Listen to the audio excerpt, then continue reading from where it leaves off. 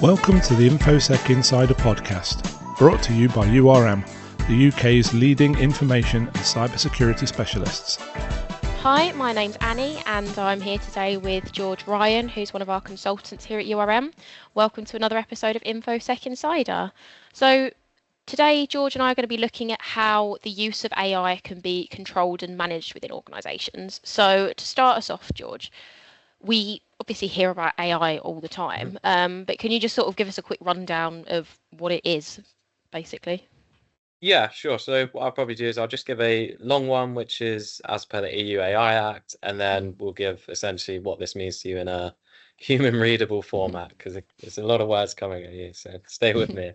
So as per the EU AI Act, it's a machine-based system designed to operate with varying levels of autonomy that may exhibit adaptiveness after deployment, and that for explicit or implicit objectives infers from the input it receives how to generate output such as predictions, content, recommendations, or decisions that can influence physical or virtual environments. To anyone reading that can still be like, okay, I don't really understand what that is, what that does. That's a lot of words you're throwing at me. Essentially, it's computer systems that mimic human-like cognitive functions such as learning and problem solving, which allows it to operate to levels where it's autonomous, it can work without you and can adapt as it grows and is used. And how could AI impact an organisation? So I think probably best to start with the fact that whether you're a fan of it or not, chances are it's probably already in use in your organisation. In terms of impact, there are obviously positives and there are obviously negatives. So some of the positives, for example, are the saving on time and resources. So if you can utilize AI to change a 1-hour task to a 10-minute task and make it repeatable, you're getting 50 minutes back every time you do that task. That can then save you resources because that's 50 minutes potentially of someone's time that they can do something else. Obviously, it's another tool in your arsenal. It's another thing you can use. Potentially, you can lean on that in regard to innovation. So some people, even little things such as Excel, just using AI to be like, look, I want to compare bananas to oranges and I want to do it in this way in Excel, but I don't know how to do it, where to start. That can sometimes give you the code to do that. So a lot of it is the time that it can save and the ability for you to kind of lean on it. In some cases, it's like having just a second person in the office with you. Sometimes that's just talking back and forth with it to make sure things make sense that you're saying. Other times it's looking for ideas from it, clearing up your writing potentially, just making it more professional, etc. But there are negatives, as with anything. So one of the obvious negatives is that you can accidentally leak data. So you might be saying, oh, I need to write up a contract for this company because of this and this. I'll just upload a past contract to AI, ask it to change the relevant bits, come back to me. Oh, that saved me so much time. That's repeatable. But that contract has now left the organization and is essentially with a third party. Were there to be a data leak, that's potentially that contract gone. Additionally, there are other issues potentially where, due to a reliance on AI, people may actually start, without realizing, de-skilling. So you have this thing that you do every day, you're used to it, it's your bread and butter. You start using AI, you stop doing it daily, you kind of fall a bit out of pattern with it. And that's fine. It does happen, but it's about how we mitigate it. Further negatives, potentially where there are issues such as hallucination, where AI gives you a result that's made up, you've not checked that, you can then lose credibility. So we've seen it in the news where lawyers have used AI to cite cases and the cases don't actually exist, which does not look good in court whatsoever. Further, obviously, we got the impact of compliance. So, for example, we mentioned earlier the EU AI Act, and it can be a case of, okay, we're using AI, or actually we fall under this act. We need to now change how we're using that so we're not falling foul of that and therefore facing a fine or worse, potentially. Obviously, AI is a new thing. that may mean that you need to use resources to upskill people so they can learn AI properly, learn how to use it, how to use prompts, for example, what to put in, what to not put in. That can take up time. So it is a balancing act of using AI within the organization. There are obviously massive benefits and massive negatives if it's not controlled properly, if you just let it loose and let it do whatever. I'm sure if you go to the news, you'll see articles about how people have used AI and it's completely changed how they do something. Yeah, I know like there's a lot of talk at the moment. I think it was only just this week actually with potentially using AI in some of the hospitals. That could be used to perform triages, that can save a tremendous amount of resources and potentially help us see a lot more people or direct them to the relevant bit so we can see more urgent cases, help us prioritize example.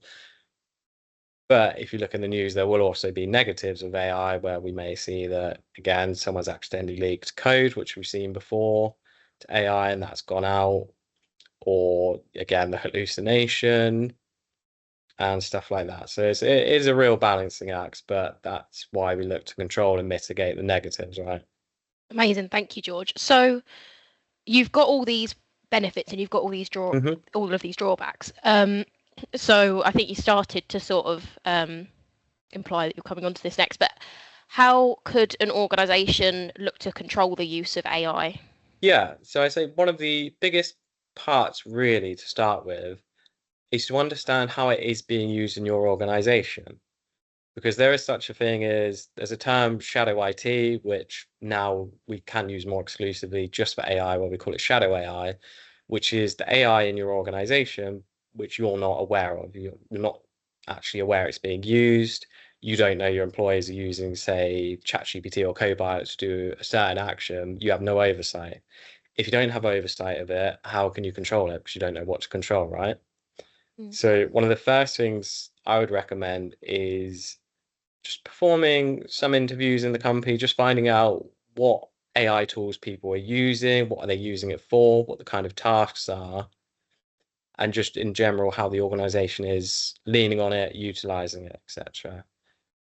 Once you kind of understand that, you can then put in and implement your AI policy because ultimately you want to guide people to use it to a way that you know how they're going to use it.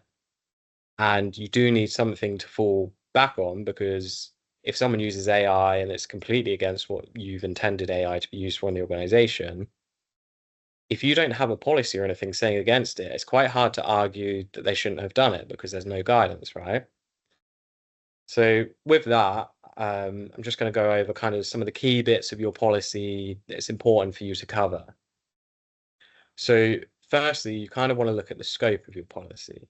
Yeah, is AI to be used or not to be used at all? Yeah, yes, did I mention earlier, it's incredibly likely it will be used whether you say it can or can't. You will still need to address this in your policy because you may make the company decision, we're not going to use AI, it's strictly prohibited. This is what happens if you use it and are found to be using it when we've said you can't, right? But we're going to move on with the idea that you have said that AI can be used in the organization. So once you've got that, we kind of want to be looking at, okay, what can be used in terms of AI tools, what definitely cannot be used, what are our acceptable uses, what are clearly prohibited uses, and who do we look to reach out to if we're unsure what our usage would constitute, right? So we want to say, yes, you can absolutely use AI to reword some of your emails, providing you're not including any content that's sensitive whatsoever. We might say prohibited, no client information should ever enter any AI tool we use here. We say, yes, you can use this AI tool, you absolutely cannot use this one. We also want to be saying, if you are unsure, here's the person to contact, here's the person who's responsible, because we don't just want an employee left in the dark wondering if they should or shouldn't, and potentially they eventually go, well, I don't know who to ask, so I'm just going to use it. I'll ask for forgiveness rather than permission, right? So once you kind of got that in place, we want to be starting to look at other items that we can control. So with the usage of AI, we want to be sure that work accounts are used for work purposes. Okay, people may use AI in their personal life. It may be there may be questions such as, if the weather is this amount, what kind of clothing should I be looking to wear, right? There might be genuine personal questions that don't give away any data, but there's also going to be stuff that's work related.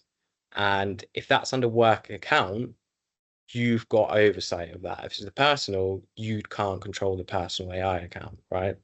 So, for example, with Microsoft Copilot, you can have enterprise domain protection. So you've got all the accounts that are used within Copilot, and you're ensuring that it's encrypted. You can ensure that it doesn't actually leave the organization and go out into the wider AI system. So again, that's just something that you need to be sure of. You need to be making sure it is in use. As we mentioned earlier, it is important to have someone that answers the questions for AI to not leave people in the dark, as well as a way of actually reporting anything regarding the AI. So this could be as part of, an already established reporting mechanism. That's absolutely fine. But your policy should have something that says, AI related issues, here's the reporting process. Because someone may find that, oh, actually, this process has previously been fine with AI, but now it's spouting a lot of stuff it shouldn't be. How do I escalate this so we can stop using it for now until we figure out what we've done wrong, what's gone on? Without that process, it can make it very messy.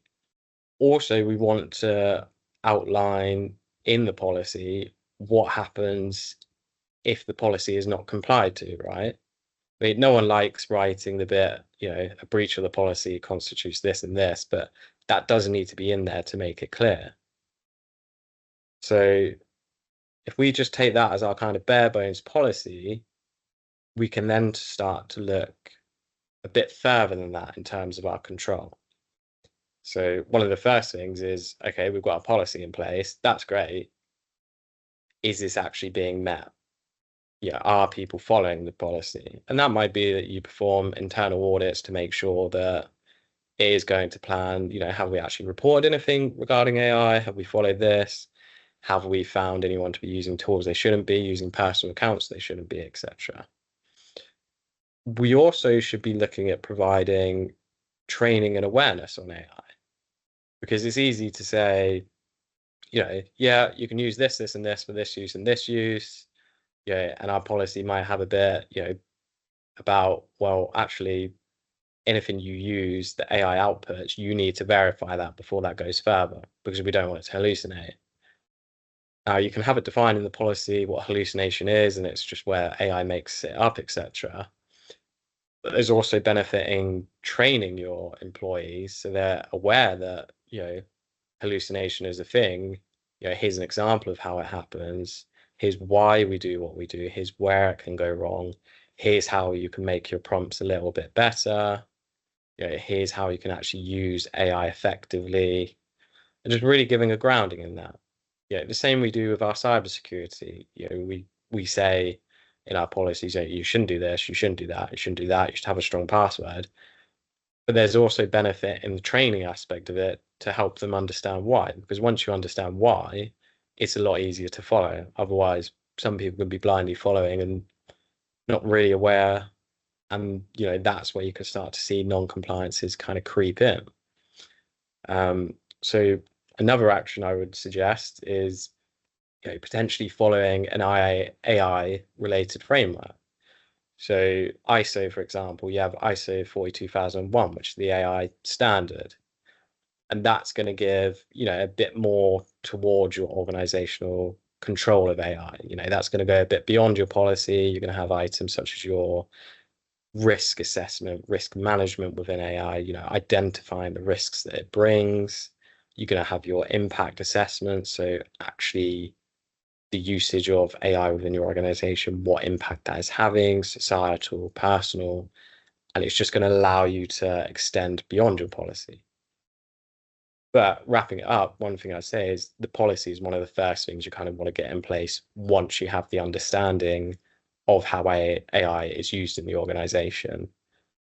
it's not expensive to put a policy in. It's not super time consuming, but the return on investment of a policy can be huge because you've got your starting block, you've got something people can refer to. That policy is obviously going to be reviewed and amended as such. It's not going to be perfect the first time around. Potentially, AI is completely changing every day. But you've got something that people go to. You've got that reference point. Otherwise, it's messy. It's all over the place. People don't know where to look to understand if they can use AI in a certain way or not. And with that policy, you'll find as you start writing it, things will come to mind. And again, that is where the amendment comes in. So you might go, oh, actually, we've had a few issues at the moment with people not verifying. Great, we can get in this policy. We've got a point of truth, a source of truth for people to go to.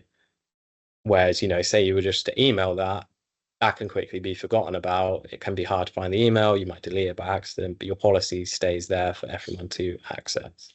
Perfect. Thank you, George. And I completely agree. I mean, it's just about getting those guidelines in place, isn't it? Because until you've got those hard and fast rules, how can you expect there to be any sort of control or any sort of consistency in how these things are used? Amazing. Well, thank you for your time today, George. And for anyone that wants to learn a little bit more about this subject, please read our blog on our website, urmconsulting.com, which is called Establishing Organisational Control over Artificial Intelligence. So yeah, go and check that out, and thank you for listening today.